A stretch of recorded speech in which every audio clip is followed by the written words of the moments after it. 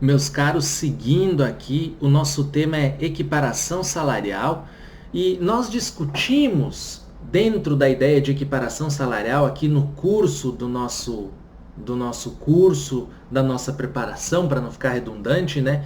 Questões relacionadas e questões bastante interessantes a propósito, relacionadas ao salário isonômico, né? Que é daquele servidor público ou daquele sujeito terceirizado que exerce atividade fim dentro da administração. O fundamento é o 12A da 6.019, alterada pela 13.419, que é a lei da terceirização, e dentro desse ponto eu não quero entrar. Mas eu quero entrar dentro de um aspecto fundamental aqui em prova de sentença, que é a questão do acúmulo de função e do desvio de função. Para começar aqui, é muito comum, mas muito comum mesmo, as pessoas cometerem deslizes quanto aos conceitos de acúmulo de função e desvio de função. Desvio de função. Sou contratado para exercer serviços gerais, limpeza do chão, por exemplo, de determinada repartição, e me deslocam para o serviço de copeira. Desvio de função. Acúmulo de função. Sou designada para exercer a função de limpeza e concomitantemente exerço o serviço de cooperagem, tá? Isso é acúmulo de função. Exerço duas funções e não apenas uma. Desvio de função. Exerço função diferente para aquela que fui contratado. E o que eu quero chamar a atenção de vocês aqui é o seguinte, pessoal. As provas de sentença de concurso normalmente trazem um problema dessa natureza. E qual é a alternativa que eu tenho para sair daqui? Olha, primeiramente, a CLT, se eu não estiver enganado no 457 ou no 456, ela fala que a todo serviço, o empregado assume o compromisso, de prestar todo o serviço compatível com a sua condição pessoal. Então, nessa situação aqui, uma situação bastante peculiar, se eu não tiver uma disposição contratual em sentido contrário, falando que o João somente vai exercer o serviço de limpeza de chão, tá? Ele pode exercer o serviço de limpeza de chão e de cooperagem. E aí parte da jurisprudência vem e fala o seguinte, olha, mas a própria CLT, a própria carteira assinada é o contrato havido entre empregado e empregador. Se constar determinada função na carteira, não há necessidade de pagar um plus salarial, de pagar uma diferença salarial, tá? Agora, a grande questão aqui é a seguinte, consto na carteira a função A. De fato, exerço a função A e B. Eu tenho um acúmulo de função. Isso automaticamente gera o pagamento de um plus salarial? Ora, eu entendo particularmente que o que se deve avaliar é: as funções guardam algum tipo de convergência, algum tipo de aproximação?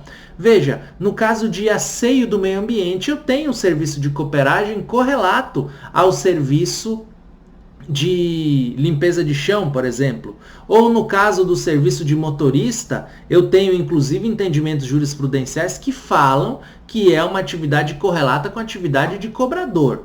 Ou seja, não rompe-se com a isonomia, com o equilíbrio contratual, malgrado eu, Alexandre, no caso do motorista e do cobrador, entenda que são funções completamente diferentes, completamente distintas. Agora, onde eu quero chegar aqui? Eu tenho a classificação brasileira das ocupações.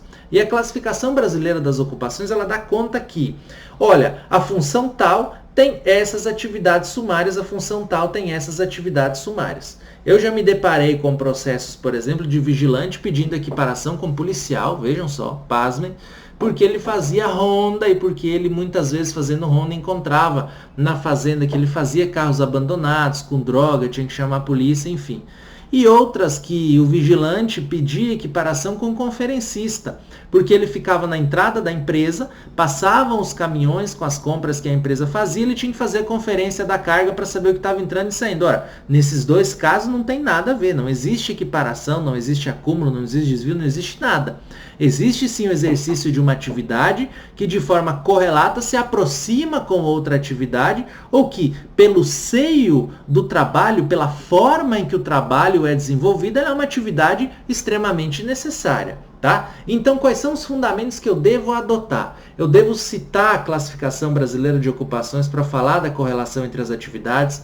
Eu devo citar que a CLT é cláusula aberta nesse sentido e que eu somente posso defender o desvio de função ou acúmulo de função quando não houver desequilíbrio contratual, tá? E quando não houver, quando houver desequilíbrio contratual ou quando houver algum prejuízo contraprestativo à figura do empregado. Salvo o contrário, o empregado se obriga a todo e qualquer serviço compatível com sua condição pessoal.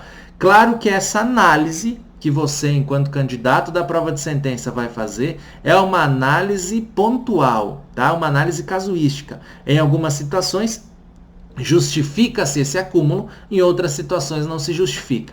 E quanto ao valor do acúmulo, Alexandre, eu tenho que deferir um salário integral? Ora, obviamente que não. Se eu tiver um salário integral, eu teria que ter 2 trabalhadores exercendo as 2 funções para eu pagar salário integral para um. Senão, não justificaria essa tese do pagamento do salário integral, porque eu tenho um trabalhador fazendo 2 funções, ou seja, no curso da jornada de trabalho, ele não consegue exercer 2 funções como se 2 fossem os trabalhadores exercendo cada uma função.